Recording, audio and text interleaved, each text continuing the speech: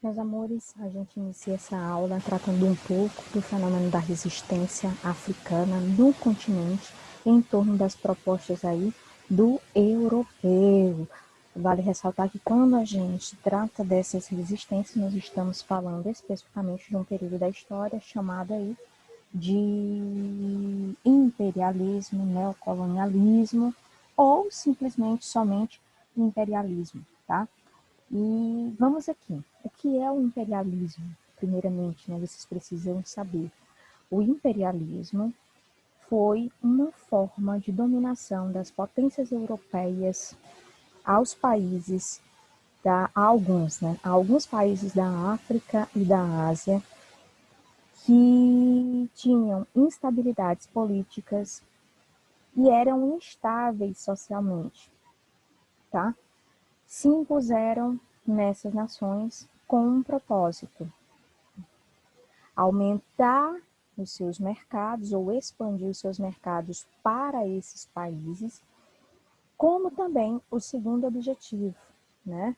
Conseguir matéria-prima para aumentar os seus respectivos potenciais produtivos na indústria, porque quando a indústria produz é necessário matéria-prima. Então, essas nações europeias passaram um tempo, né, nesse imperialismo, buscando aumentar os seus mercados, como também buscar matéria-prima como fonte, né, aí, de financiamento das suas respectivas indústrias. Vale ressaltar que essas nações europeias, elas não eram tão amigas dentro do mercado capitalista, né, vamos dizer assim, porque uma queria ser maior do que a outra. Então, dentro dessa perspectiva, o continente africano e alguns países do continente asiático vão passar por um fatiamento. Vamos analisar de uma forma lúdica para vocês entenderem. As nações europeias imperialistas, que eram aquelas que brigavam entre si pelo domínio dos mercados, e aí a gente já tem o capitalismo, né? Essas nações já tinham passado pela segunda revolução industrial, liderada, né, capitaneada pela Inglaterra, e essas nações, elas queriam aumentar os seus mercados, ou seja, era uma querendo aumentar cada vez mais a sua capacidade produtiva, porque aumentando a sua capacidade produtiva, aumentava também as vendas e as exportações, tá bom? Porque é aquela ideia, num período do boom industrial, quanto mais eu produzo, mais eu vou querer que esses produtos sejam vendidos. Só que chegou um momento que a Europa não tinha mais esse cabedal de matéria-prima para alavancar sua própria indústria, então faltava matéria-prima. Ao mesmo tempo que eles pensaram assim, vamos atrás de países que tenham essas matérias-primas, ao chegar nesses países, a gente pode também dominar, né? Conseguir a matéria-prima e ao mesmo tempo fazer com que esses países, ao longo dos tempos, né, possam comprar até os nossos produtos. Aí surgem os dois princípios: a expansão dos mercados, o imperialismo nessa área, né? Primeiro, expandir mercados, fazer com que essas nações neocolonizadas passassem a comprar produtos das nações europeias. Segundo, buscas de matéria-prima, porque os países europeus, esses, não tinham. E aí, esses países africanos, quando a gente fala de um processo, né, de resistência, vem sempre aquela ideia, né, só do período, o aluno geralmente ele lembra do período da colonização. Só que nós não estamos aqui, gente, no período da colonização, nós estamos falando de um período de neocolonização. É um período do século XIX para o século XX, e é um período em que essas nações vão aumentar as suas riquezas explorando os países pobres, tá? Então nós vamos ter surgindo aí um imperialismo, por isso que é imperialismo, tá? São impérios, né, da outras nações que vão impor a sua força em nações que eram instáveis socialmente e que também não tinham e não proporcionavam tanta resistência caso esses países fossem lá e tentassem dominar. Aí o aluno pergunta, professora, é como se fosse uma colonização? não é como se fosse uma colonização. É parecido, porque no modelo da colonização, os europeus chegaram no modelo de colonização, impuseram a língua, impuseram os hábitos, a cultura como um todo, a língua. No neocolonialismo não há imposição da língua, não há totalmente uma imposição cultural. A questão do neocolonialismo é um retorno dessas nações imperialistas, as nações do qual alguns desses países já tiveram lá no processo colonial. Tá?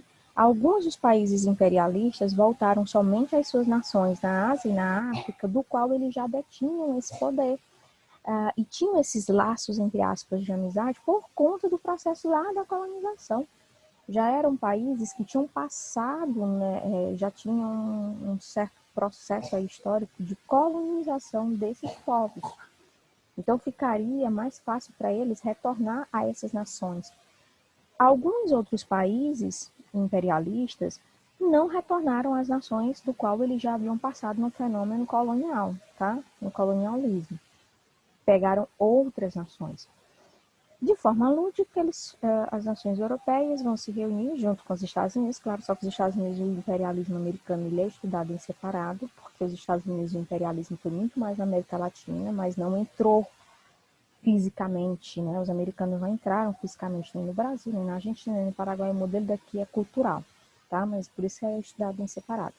Então se reuniram, pegaram um mapa, né, de forma lúdica, vou explicar para vocês. Pegaram um mapa do globo, e aí todos os representantes vão lá, eu quero esse país aqui, ó, eu quero esse país aqui. E assim foi feita essa partilha da Ásia e da África. Não levaram em conta que esses países tinham cultura própria, hábitos no geral diferenciados, línguas próprias, já tinham estruturas econômicas próprias. Eles simplesmente disseram, nós vamos e pronto. A estrutura era expandir os mercados. Só que, na verdade, a intenção não era 100% essa, só de expansão de mercados. Alguns países foram com essas duas intenções, mas, no geral, acabaram dominando e criando verdadeiras lutas separatistas e de resistência dentro desses territórios. Tem umas imagens no livro de vocês, na página 251, que vocês vão acompanhar, né? A primeira, não é nem a primeira imagem, né? Porque são 3 imagens de fato. Na página 250 a gente tem a fonte 1. Na legenda da imagem, a gente tem assim, né? Do Cabo ao Cairo, civilização versus barbárie. Ou seja, os europeus se consideravam civilizados e aqueles outros que eles encontravam nessas respectivas nações eram tidos como povos bárbaros. E aí não existe isso, entendeu? Povos que não têm a mesma cultura não significa que esses povos são bárbaros. É como se a gente estivesse voltando lá na Antiguidade ou na Idade Média, tratando justamente os povos com hábitos diferentes, em que os romanos viam esses povos com hábitos diferentes, começaram a chamar esses povos de povos bárbaros, germânicos, né?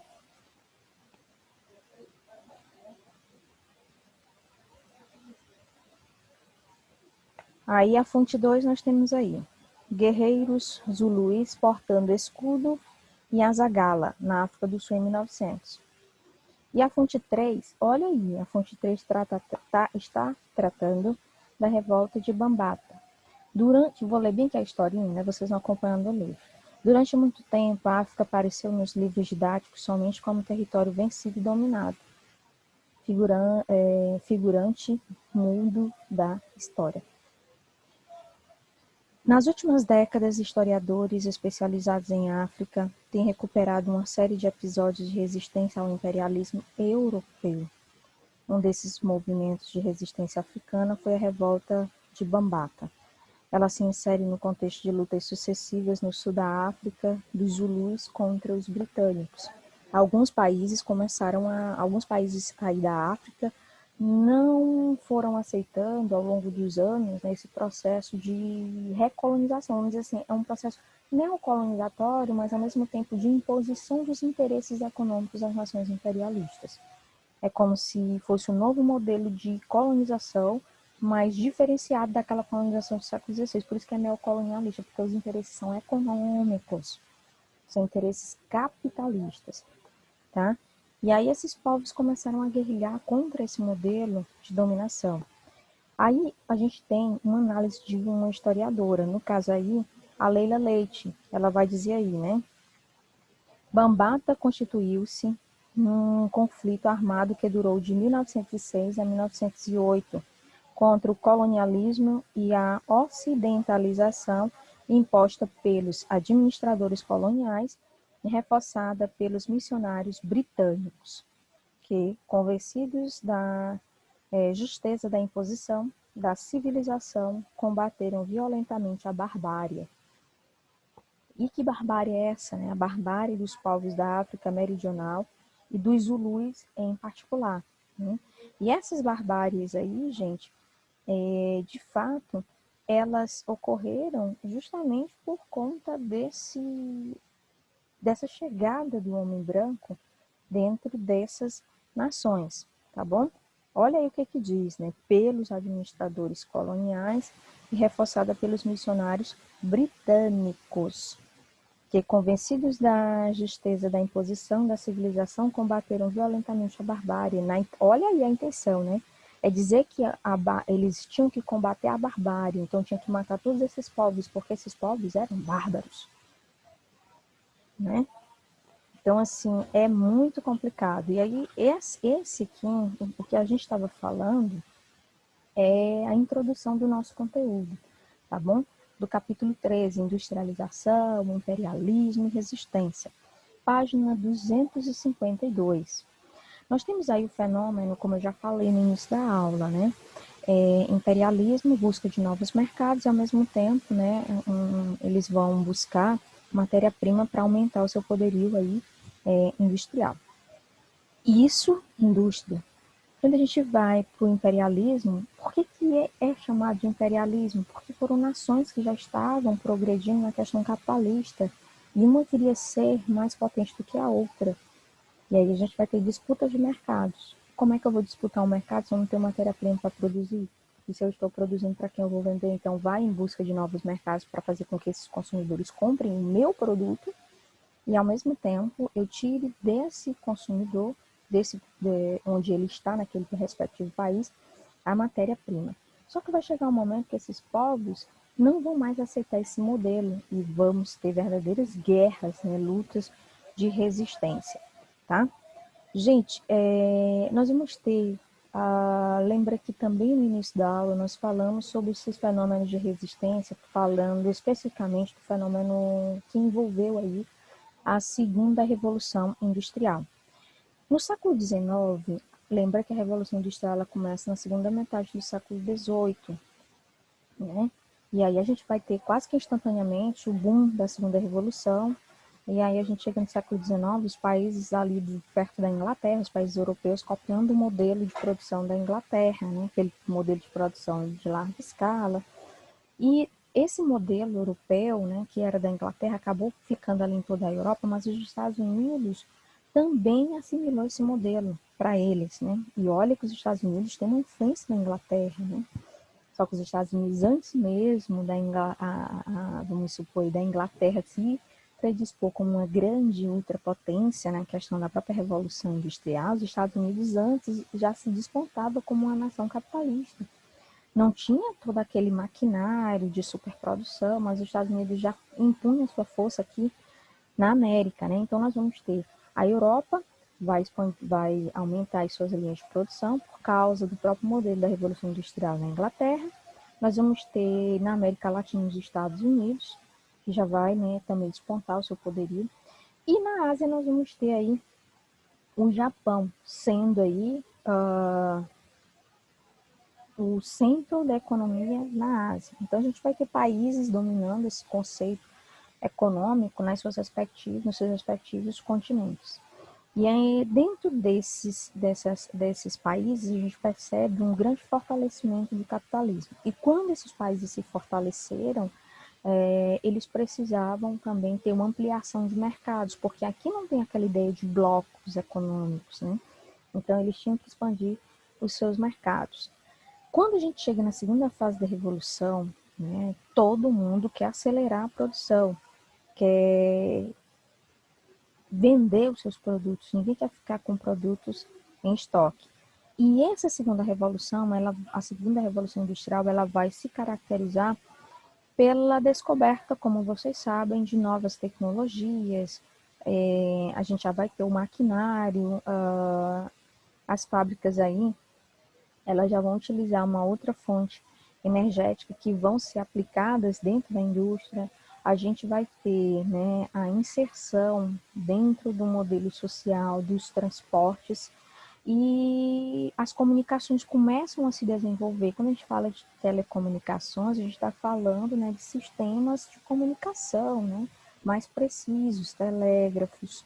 Ah, professora, mas telégrafos podia já existir, mas não com uma maior agilidade, né? As comunicações eram muito falhas. E aí nós vamos ter duas fases aí que a gente pode estudar de forma detalhada para analisarmos essa revolução industrial. A descoberta em 1856 de um processo de fabricação do aço por Henry Bessemer. Aí ele vai implantar a indústria de Bessemer.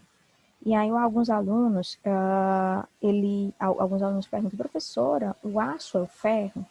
Gente, o aço é uma transformação do ferro, né? E esse cara, né, o Henry Bessemer, que vai implantar aí a indústria de Bessemer, ele vai introduzir dentro da fabricação do ferro, ele vai pesquisar, né, fazer algumas pesquisas, e ele vai analisar que se colocar injeção de ar no processo, eu não sei nem como faz, tá, gente, mas era injeção de ar dentro da questão do ferro, enquanto estava derretendo, e aí deu origem a um novo metal aí, que é o aço, que é mais fácil de ser trabalhado, é mais resistente do que o ferro, não mareia de jeito nenhum, tem uma resistência muito maior e vai aí, né, fomentar a indústria porque ele se torna mais barato e é mais leve, né? E nesse sentido ele passa a ser, depois de ser inventado, né, ele passa a ser amplamente usado na indústria, tá? E principalmente nas armas, porque elas eram pesadas, elas eram de ferro, né? Elas passam a serem feitas de aço. A construção civil passa a utilizar na própria construção devido aos toldos, né? Os toldos. Alguns toldos são de aramado, que é ferro, ou outros também, dentro da construção civil, vão ser feitos aí de aço. E as máquinas que eram precisas na Revolução também passam a usar esse mecanismo aí do aço. A invenção do dinamo, né, ou do dínamo, né, alguns alunos, é dínamo, tá, gente? Chama logo dínamo. Em 1870, que é um gerador de eletricidade que permite a transmissão de corrente elétrica a longas distâncias, a partir de usinas elétricas. É como se a gente estivesse falando de um modelo um pouco mais, um pouco não, é mais antigo do que esse nosso modelo aqui de hidrelétricas, né, de correntes transmissoras. E isso vai permitir o uso maior desse modelo de energia nas indústrias e nas próprias residências, que não tinham tanta energia precisa, né? A invenção da lâmpada elétrica também vai ser o grande boom em 1879, por Thomas Alva Edison. E isso por quê, gente? Porque não se tinha lâmpadas. As pessoas viviam na base aí do candeeiro, né, das velas. E aí, o último ponto, eu ia falar só dois, mas vamos para o último ponto aí, tá? O aperfeiçoamento é a invenção do motor de combustão interna. E isso ocorreu em 1870, que vai permitir o aproveitamento aí do petróleo, porque é uma fonte energética, né, que antes não se tinha, e os próprios derivados, que aí vai ser a gasolina e o diesel, que vão aprimorar essas fontes de energia que antes não se conheciam, tá? Nós vamos ficando por aqui, meus amores. Na próxima aula, a gente continua no modelo de transportes, nas comunicação, fazendo aí um detalhamento do que foi esse boom, tá bom? Do mais, gente, fica por aqui e até a próxima.